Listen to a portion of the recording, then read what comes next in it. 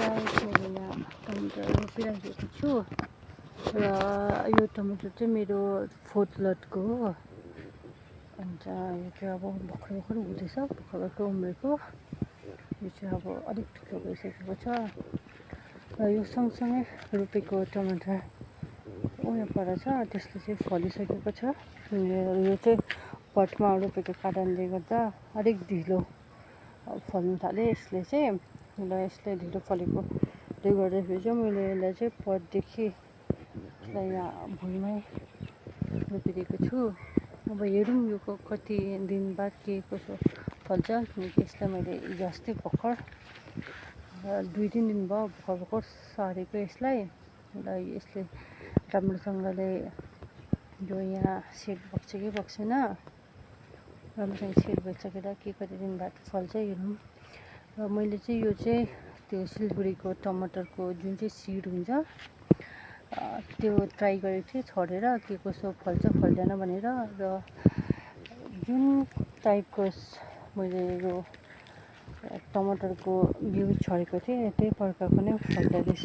र हेर्नुहोस् यो चाहिँ यसरी फलिरहेको छ। यो चाहिँ एकदमै एउटा बोटमा नै झन्डै तपाईँको 4-5 केजी जति नै फल्दो रहेछ। यो अहिले काँचो नै छ र यो ज्यादा लोड भएको कारणले गर्दा चाहिँ यसलाई चाहिँ टिकुले यहाँबाट र यहाँबाट सपोर्ट खम्बा लगाइदिरहनु भएको छ। हेर्नुहोस् एउटा बोटले नै यति धेरै फल्दो रहेछ। नहुनेको पनि तपाईँको एउटा बोटले नै 4 केजी समथिङ फल्दो रहेछ। हामीले अस्ति 1 केजी जति त टिप्यौँ। र यो नासिकको टमाटर भएको कारणले गर्दा एकदमै ठुल्ठुलो र एकदमै राम्रो फल्दो रहेछ। र यो चाहिँ पाकेछ, र यो त डल्लो पनि भएछ, टिपिहाल्नु पर्ने रहेछ। हेर्नुहोस् त एउटा यत्रो फल्छ है, चिल्लो चिल्लो। के भएर त्यसले खाइरहेछ हौ यहाँ पनि। यो चाहिँ लोथर्के आउँछ, यो बोट सानो भएको कारणले गर्दा लोथर्केले खाइदिइहालिन्छ। हेर्नुहोस् त यो यस्तो मजाले पाकिरहेको छ।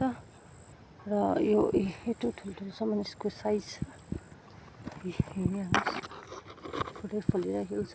योपालि टमाटरको भाउ बढेको बेलामा चाहिँ टमाटर चाहिँ हामीले किन्नु परेको छैन। र यहाँ बोटको चाहिँ दिनमा 2टा भए पनि टिपेर खानु पाइरहेको राखिरहेको छ। र हेरौँ अब यो परेको टमाटर फल्नु कति के दिन लाग्छ। यहाँ पनि यही सेम